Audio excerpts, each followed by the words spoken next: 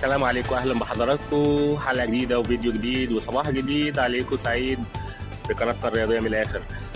يلا نخش سريع ونقول الموجز اللي عندنا النهارده. عندنا اخبار عن الدوري الممتاز وعوده حميده، وهناك مفاجآت في اليوم الاول في محطات الدوري الممتاز وانطلاق قطار الدوري الايجيبشن ليج. هناك مفاجآت، تعالوا نشوف التفاصيل. هناك أولى مباريات بين بيراميدز ووادي دجلة. الوافد الجديد يوقف بطل أفريقيا ويتعادل سلبيا بدون أهداف في المباراة الأولى. هنا مباراة متوسطة المستوى، ولكن كان يوجد بعض الغرور من لاعب بيراميدز تجاه وادي دجلة، ولكن وادي دجلة ينجح في التعادل ويأخذ أول نقطة له في مسابقة ومحطات الدوري الممتاز. وهناك أيضا في 9 مساء كان اللقاء الكبار، نادي الزمالك ونادي سيراميكا كليوباترا.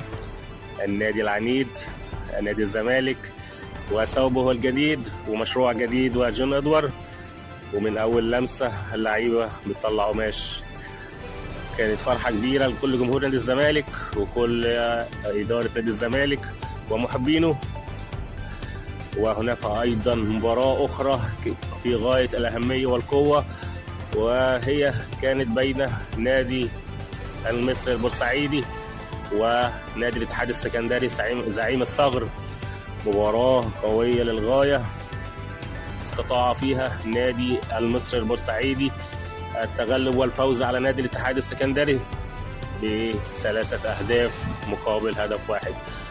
نرجع مرة تانية لنادي الزمالك، لأن المباراة كانت مهمة لكل جمهور نادي الزمالك وكل محبينه ومشجعينه. نادي الزمالك سوى الجديد، لعيبة جديدة، شيكو بنزا وآدم قايد، لعيبة يعني جعانة كورة زي ما بيقولوا. اسمحوا لنا ندي بعض المعطيات البسيطة.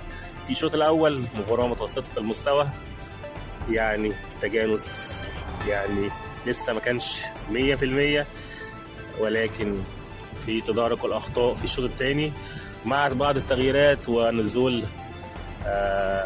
عبد الحميد معالي وآدم قايد، وبعد التغييرات سيف فاروق جعفر استطاع نادي الزمالك مع ترتيب الخط النص وعودة ناصر ماهر مرة أخرى إلى موقعه ومركزه المحبب.